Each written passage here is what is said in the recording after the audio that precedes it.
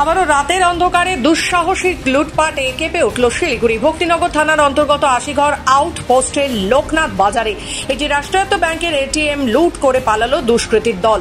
Police ও নিরাপত্তা ব্যবস্থা কার্যত চোখে আঙ্গুল দিয়ে প্রশ্ন ছুড়ে দিল লুটের পরপর ঘটনা।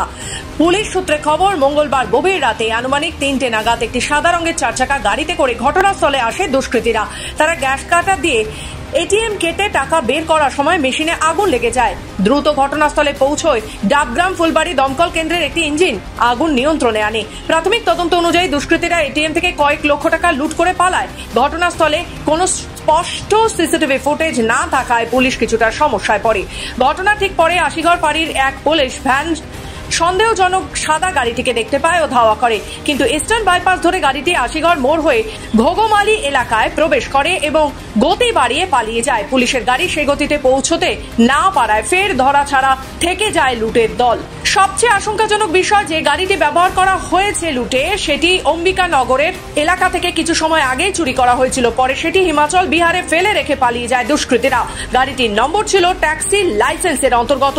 এটিএম বুথে সিসিটিভি ক্যামেরাগুলিতে স্প্রে করে চিত্র অস্পষ্ট করে দেওয়া হয় বলেও প্রমাণ মিলেছে। শিলিগুড়ি মেট্রোপলিটন পুলিশ একের পর এক লুটের ঘটনার সামনে পড়ে রীতিমতো অস্বস্তিতে।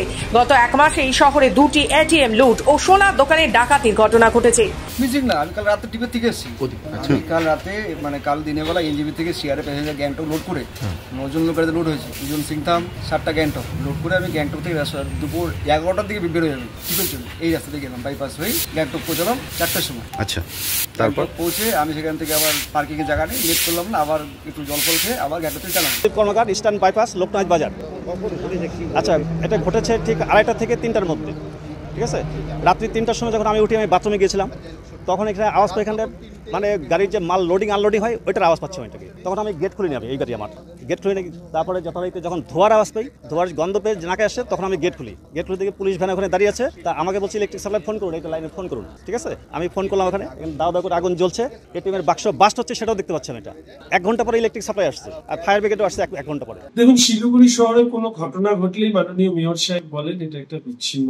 আমাদের শিলিগুড়ি শহরে এরই মধ্যে দুবার এটিএম লুট, সোনার দোকানে ডাকাতি হলো, ছিনতাই, মহিলাদের উপর বিভিন্ন ধরনের অসামাজিক আচরণ, এই ঘটনাগুলো বেড়েই চলছে। শিলিগুড়ি শহরে বর্তমান মেয়র সাহেব আসবার পরে শহরের আইন শৃঙ্খলা যে ভেঙে পড়েছে, এই নিয়ে আমি বারবার করে প্রশ্ন তোলার মেয়র সাহেব ক্ষুব্ধ হয়ে বলেন যে আমার কথার উনি জবাব বলে আপনারও, অর্থাৎ শিলিগুড়ি শহরে এটিএম লুট, প্রশাসনিক ব্যর্থতা, পুলিশ কি করছে, এই প্রশ্নের উত্তর যদি আমি দিই তাহলে আমার মেয়র সাহেব মনক্ষুণ্ণ। কিন্তু এইটা ঘটনা যে শিলিগুড়ি শহরের মেয়র সাহেব আসার পরে আপনারা দেখবেন যে আমি এই কথাগুলো বলেছি যে গ্যাংয়ের দাপাদাপি বেড়েছে।